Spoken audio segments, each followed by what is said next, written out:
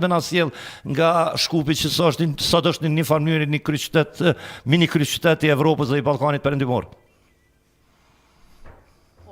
Tung juve dhe në studio Ari, në fakt ne kemi nisur herët ditën dhe kemi mjaftuar me informacione ani se ora nuk ka shënuar as 11, edhe unë edhe nisi, kemi marrë shumë herët në Klan Kosova, ju më pas dhe ne kemi marrë rrugën për Shkup,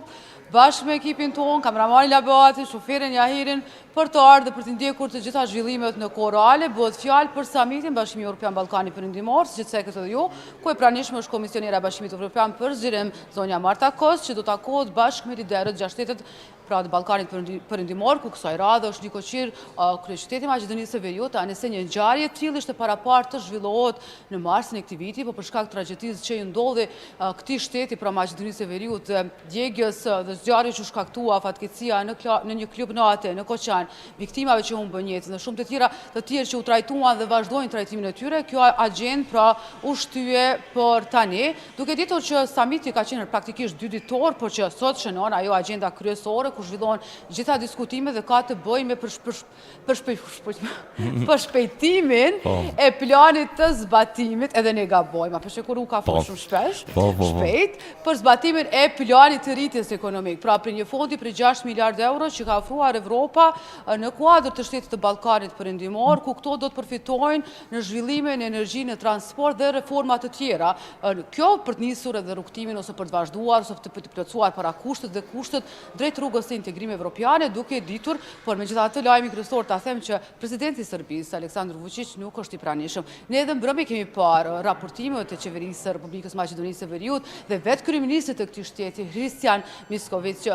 kur i ka shpalosur fotografitë e pritjes sepse kanë ardhur liderët një natë më herët, pra të hënë mbrëma, nuk ka qenë i pranishëm presidenti Vučić. Njëjtë pra nuk ka ardhur as sot në takimin ku janë zhvilluar duashtrëngime, themi kjo pritja protokollare, fillimisht është zhvilluar një fjalim hyrës pra nga vetë Nikoqiri Miskovski dhe zonja Kos, cila ka përgëzuar me fjalë dhe me tekste veçantë Shqipërinë për hapjen dhe e disa kapituj shumë të rëndësishëm dhe zhvillimin e tyre në këta 6 muaj, dhe e ka thonë që brenda vitit uran dhe shpreson që të përmbyllet edhe kapitulli më i rëndësishëm, ai triumfues dhe ëndra çdo shqiptari dhe këtij shteti edhe shtetit të shqiptar për të qenë pjesë e familjes evropiane, ku në fakt kryeministri shqiptar Edi Rama në parakalimin që bëri për të hyrë tek dhoma ku do zhvillohen më pas në panelin e parë dhe do të jenë të folës të gjithë liderët sipas radhës alfabetike, tha që Shqipëria është afër realizimit të kësaj ëndre. Megjithatë, zonja Kos pati dhe ca komente mbi Republikën e Kosovës, ku i drejtuar kryeministrit në detyrë që zotri Kurti, po e citoj kështu, tha që keni shpenzuar mjaft energji për të bërë adherimin në BE. Ne e dimë që sot rastis po ashtu një seancë tjetër, një sagë vazhdueshme seancë apo pushënohet e 40 që ne nuk kemi ende konstituim të kuvendit e as krijem të institucioneve. Pra fjalimet hyrëse kanë përfunduar. Të thot Arbresha, Marta Kos ja ka përmendur çështjen e kuvendit, zotrit Kurti? Jo, e lidha unë ndërlidha, sepse ajo e tha në mësira është në kalim se sipër e përgëzoi Shqipërinë, foli dhe për Malin e Zi që ajo e ka përmbyllur një kapitull të rëndësishëm javën e shkuar, njësoj që tha është shprehje të lumtur që Bosnia Hercegovina e ka miratuar agjendën e reformave, që është një piknisje e mirë dhe që ka punë drejt asaj. Dhe zonja Kos theksoi që ka shumë punë për të bërë dhe kriteret nuk janë të lehta dhe reformat nuk janë të lehta, megjithatë kërkoi nga këta liderë që me vullnet për qytetarët mund t'i bashkohen pra dhe të bëhet Evropa më zgjeruar sikur sa e theksoi që është procesi themi e fundit që Kosova mund ta kryejë procesin e zgjerimit dhe nuk mund të ketë Evropë të bashkuar dhe zgjeruar pa shtetet e Ballkanit Perëndimor, por foli diçka me qenë se është të çështja e zgjerimit. Arbresha, se po ndërprejm pak me bë edhe diskutim nëse mundemi. A foli diçka edhe për idenë e aplikimit të Kosovës në dhjetor të 2022-s, a është duke marrë dikush nga Bashkimi Evropian me aplikimin e Kosovës, sepse Kosova është ende vetëm aplikuese e fundit për nga rruga e integrimit. Vetëm statusin e kandidatës. Absolutisht, po, jo ishte vetëm kjo kalimsi që u ndalë të Kosova, pra që tha zotri Kurti keni shpenzuar mjaft energjinë adherim për në BE dhe nuk është ndalur dhe është përmbyllur fjalimet hyrëse mes kryeministrit të Maqedonisë së Veriut dhe zonjës Kos. Pra siç e thash, tani vazhdon një panel tjetër i cili do të jetë mbyllur për media dhe ku do të jenë folës të gjithë ata. E po besoj ne do të kemi përmes çastit live stream të ndjekim. Po, mira, Arbresha këtu thuhet që do të kenë një deklarim. Po. Sa se folës kryesor në këtë takim është kryeministri në detyrë Albin Kurti edhe presidenti i Serbisë Aleksandar Vučić. Pra Aleksandar Vučić din me problemet që po ballafaqohet në Beograd. Nuk ka ardhur fare, apo nuk ka ardhur vetëm ato takimet e para për media. Do të thonë nuk gjendet fare, është anulu. Ai nuk ka qenë as mbrëm në pritjen solemne që është bërë kryeministri i Maqedonisë Veriut liderët, madje zonja Kosë falenderoi kryeministrin Mickovski për pritjen që është bërë mbrëm dhe atmosferën dhe për diskutimet fillestare që i kanë shpalosur mes veti mes liderëve të Ballkanit Perëndimor. Pra zoti Vučić nuk ka qenë as mbrëm e as nuk ka ardhur sot, që praktikisht i bie që nuk do të merr pjesë në këtë summit të PS me Ballkanin Perëndimor. Këtë rast ari Aleksandar Vučić gjatë ditës së djeshme ka qenë në Spanjë, në mbrëmje është kthyer në Serbi dhe ka takuar ministrin e punëve të brendshme, ku ka diskutuar për huliganizmin dhe terrorizmin që po mbretëron, andaj edhe ka bërë reagim ose postim në rrjetet sociale Facebook Aleksandar Vučić për këtë çështje. Por Arbresha, ke pasur një komunikim me thënë ashtu edhe me kryeministrin e Shqipërisë Edi Rama, ke bërë disa pyetje, ka reaguar edhe ndaj jush. Çfarë muhabetesh zhvilluat me zotin Rama?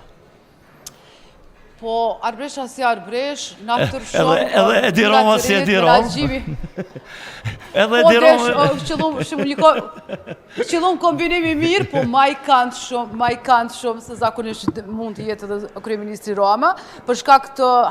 pozicionit që unë dalë kryeministri Rama, kryeministri Shqipërisë, dhe interesi i mediave ishte dhe ne kishëm të pamundur, edhe po të isha edhe më i gjatë, që ta kisha mikrofonin në arfërsinë e duhur për ta marrë zërin e duhur, sepse për neve ishte shumë e rëndësishme deklarimet tine, e pyetëm për sa afër është Shqipëria për të qenë përfundimisht pjesë e Bashkimit Evropian, dhe si shaj situatën aktualisht në Ballkanin Perëndimor, dhe madje kalova kordonin, e theva rregullin e sigurisë dhe protokollit, për të qenë sa më afër dhe ula ashtu siç jemi mësuar me lëvizje me depërtu në Tiranë, dhe e pati atë komentin e tij, pak me perspektivë gjinore që pëlqeu që gjithë ta burra janë në këmbë dhe thirrë ulur, por unë i thash që fuqia e zërit është e rëndësishme, ndoshta ishte përgjigjja më e mirë gjatësia për qëndrimi këtë rast, por megjithatë e dha mesazhin të dytë, po mendoj doli e këndshme për një ditë që kemi nisë bagi herët, e që na pret një ditë bukur e gjatë dhe sigurisht dhe jo pa lodhje, raportime, live, informacione dhe gjithçka tjetër. Sigurisht ne pyetëm edhe kryeministrin Kurti. Pra Edi Rama, mirë, vazhdo, edhe pastaj Edi Rama do të thonë është një farë mini ylli aty në Shkop, po e shoh.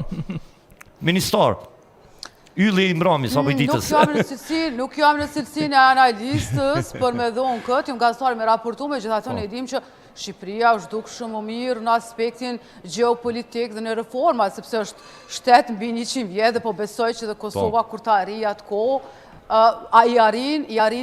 arrin proceset e asaj. Dhe sigurisht që prap nuk dua të bëj analiza, por dua të raportoj. Po që ne kemi shumë punë për të bërë, jo vetëm Kosova, por gjithësisht e Ballkanit. E përmene që zonja Kosë është ndalur bashkë për ta përshëndetur apo për ta lavdruar punën e Shqipërisë edhe në atë aspekte mendova. Mirë, kryeministri në detyrë Kurti se të ndërpreva, ka ndonjë komunikim? Nuk pranoj pyetje, mua më interesoi shumë se çfarë është bërë me pjesën e parë të pagesës dhe fondit prej 6 miliard euro që BE i ka ndarë për shumë sektor të rëndësishëm siç i përmendet transport, infrastrukturë, energji dhe reforma ndaj shteteve të Ballkanit Perëndimor, për shkak të blokadës së situatës në kuvend, pra nuk kanë arritur që të pranohen ato mjete dhe kjo situata politike jonë e brendshme ka afektuar dhe ishte edhe pyetja ime një tjetër e radhës që doja ta bëja për situatën e masave të BE-s karshi Kosovës, sepse tash po bëhen 2 vjet si e shaj situatën dhe ku është Kosova në këtë raport, sepse nuk kemi deklarime. Megjithatë zotëri Kurti, kryeministri në detyrë, nuk dha detaje të tilla, përveç asaj që fillimisht të tregoj për marrëveshjet të së fundmi që i ka bërë me Republikën e Maqedonisë së Veriut për pikat kufitare, për pikat të kontrollit të jenë të përbashkëta, dhe që tha që vazhdojnë të kenë raporte, dy-shtete, pra fqinje të mira dhe që dihet që rruga e jone e përbashkët dhe e përmendi është të rrugtojmë drejt integrimeve evropiane. Ka që kishim tani për tani ari, ne du të presim të informojmë për